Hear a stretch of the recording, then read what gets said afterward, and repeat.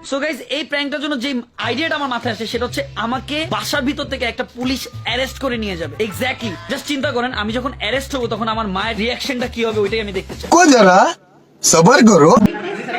खत्म, bye bye, tata, goodbye, गया।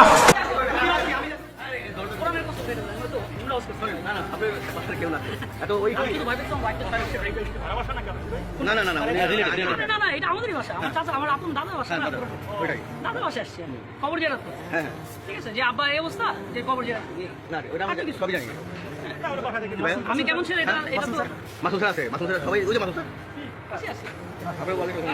লোকটা পরে মরে গেলে